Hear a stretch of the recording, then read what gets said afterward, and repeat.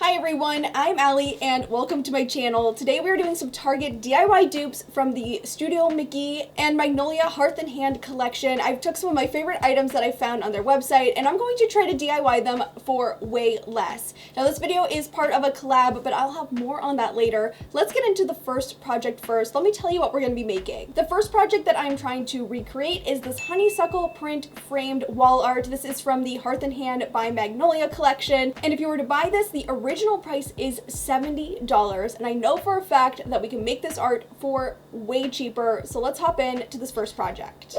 To dupe this artwork, I wanted to start with fabric as the base versus a piece of paper or canvas, and I'm using a tea towel that you can pick up in the embroidery section of the craft store. I just had this on hand. You could use any sort of fabric that kind of mimics a linen or canvas type feel. Now I'm going to be using 11 by 14 frames for this project, which is smaller than the artwork I'm duping, so I just used that measurement of the frames to judge what size I cut down my fabric to. Now to create that dyed botanical look, I picked up on clearance at Michael's this little eucalyptus stem. It was from their Christmas clearance. It was very, very cheap on sale, so I definitely recommend finding some sale floral because you are going to be ruining it. You won't be able to reuse it after this project. And just to hold everything in place to kind of get the placement of the leaves and the stems of everything, I just put a little bit of painter's tape on the back of the leaves and stuck them down to the fabric to hold it in place. Now, complete disclosure, the tape really didn't hold the leaves in place very well, but it did hold quite a few of them, so I do think that this was a very important step just to make sure that you can kind of picture your arrangement for this artwork. Then I mixed together this navy blue and denim sort of colored paint and also added a lot of water, basically turning this into something a little bit thicker than a watercolor, and it's to mimic the look of maybe using some fabric dye or an indigo dye. That is kind of the goal we're going for with this. Then all I did was take a round sponge brush and just dabbed it all around the leaves. I made sure to kind of focus on the leaf area first, that way that the paint didn't kind of bleed or get into the wrong spot. And just as you're working with this, you want it to be organic. You don't want the leaf shapes to be perfectly outlined with the paint. You do kind of want it to seep under the leaves and create this kind of just effortless dyed type of look where it almost is like you took the dye and you just sprayed it or poured it directly on top of the botanicals. Once all the paint was applied, I removed the florals and the painter's tape and I set the art pieces aside to dry. And then after it was dry, I came back in with a little bit of an off-white paint color. This is in the shade Parchment. And I decided to do this just because the paint did run under where all of the stems on the florals were. And I wanted to bring that detail back into this art, and it really did help make these pieces come to life. And then after that paint dried, it was all ready to frame.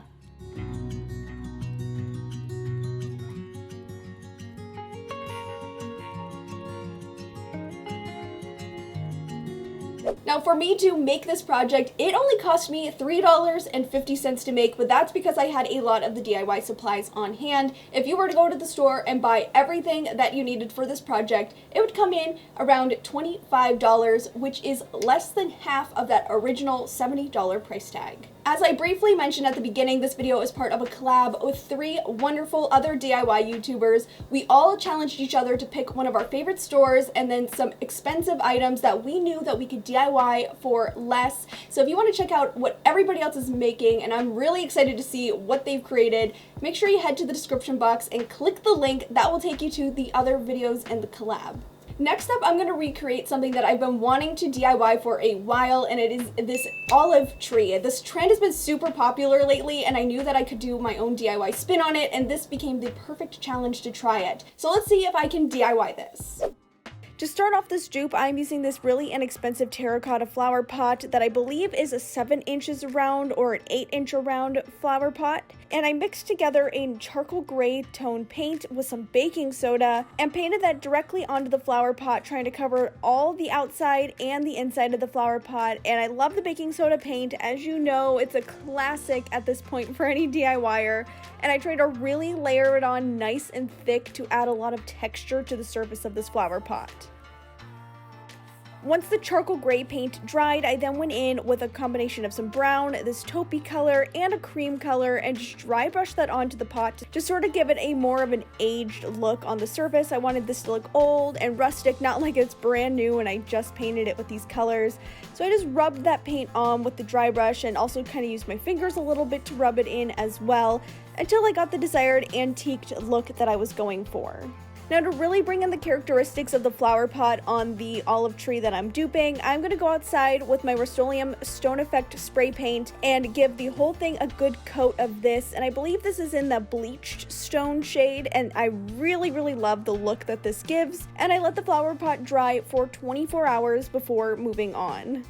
Now the next day, I took the flower pot and actually traced the outer rim along the styrofoam and then cut it in just a little bit smaller. This is just going to create the surface to fill up the inside, but to give it even more structure, I also put in a foam floral ball into the bottom.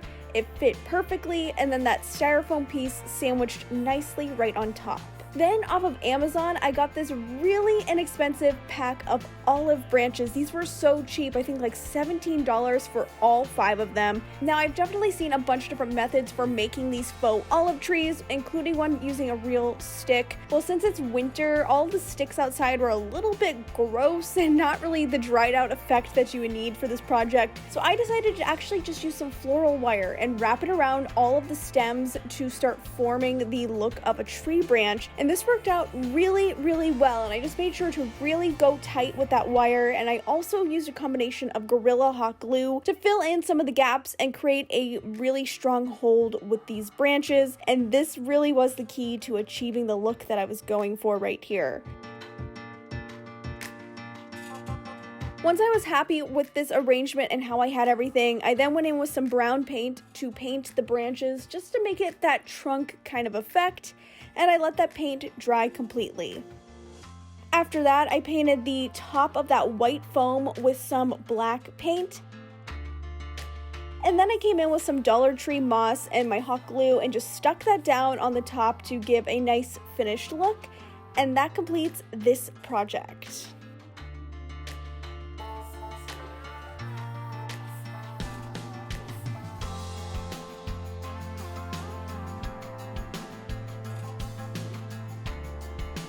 With all the supplies that you need to make this olive tree, it cost me around $30 to $35. Now, I did have some of the supplies on hand, so that is the price if you went out to buy everything new, which is still a $15 savings than if you were to buy the original, and I think this turned out really cute and it's fun that it's a customizable project. And the third decor item that I'm going to tackle is this $25 linen tray that is also from the Threshold by Studio McGee collection. I just fell in love with this tray. I thought it was cute, and I love a good tray DIY project.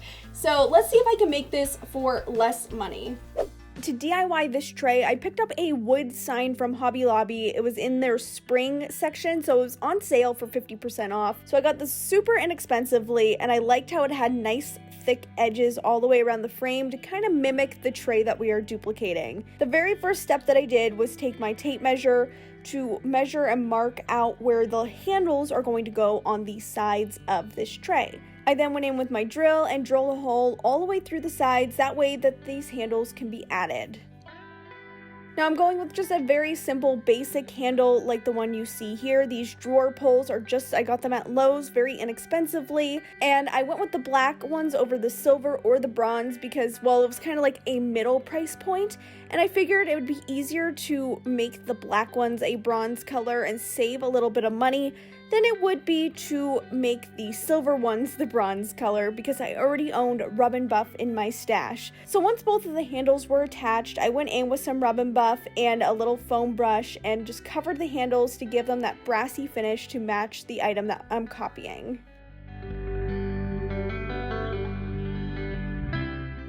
At Joann's in the remnant section, I picked up this linen fabric so inexpensively. It's been in my stash for a while and I've been waiting for the proper use, and I think this tray is exactly it.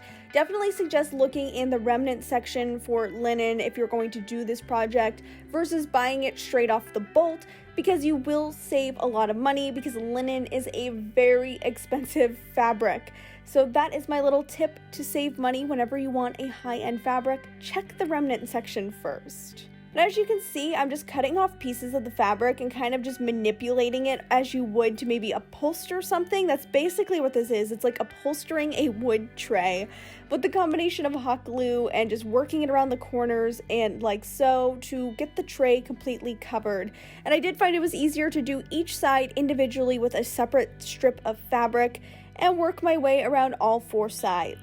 And as you can see here for the corners, I did try to fold them in to make a nice little mitered kind of corner with the fabric, which is what I saw on the tray from Target. And I figured I would just kind of fold the fabric a little bit, kind of copy it the best I could. And it actually was very simple to get it to look like that by just folding the fabric under and gluing it down. Now for the ends with the handles, those were a little bit trickier, so I just took the fabric and cut it down in between the handles so that I could bring up this middle section here, hot glued that down, and then glued down the 2 side pieces like so.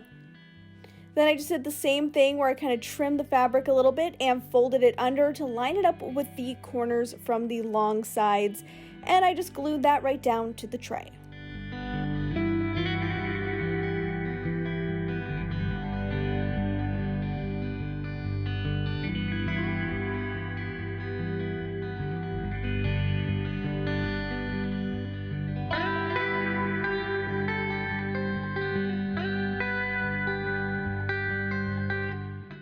And finally, to make the middle section, I cut out a rectangle that was actually larger than the rectangle opening on the bottom of the tray. That's because I wanted nice clean edges.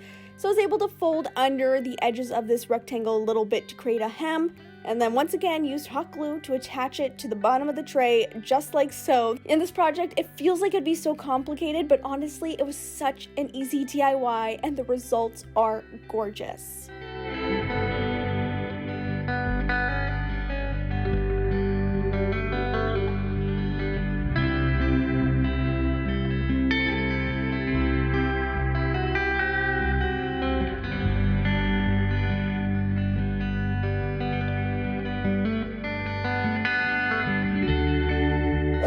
So this project cost me about $21 to make, and that's with owning some of the materials that I needed already. If you were to go out and buy everything that you needed, this was going to cost way more than $35 to make. So this was a little bit of a fail with the look for less challenge here because the original tray was only $25. Now it was definitely a fun process to make and to try something a little bit challenging. But I would say with this item, it's probably a better idea to buy it than DIY it, but it was fun to put it to the test and see what I could come up with. And that wraps up all of my projects in this video, but there is still a lot more that you can check out because don't forget to head to the description box and go and see everybody else who took part in this collab so you can get even more DIY inspiration. And that's everything I have for you today. I'll see you in my next video. Bye!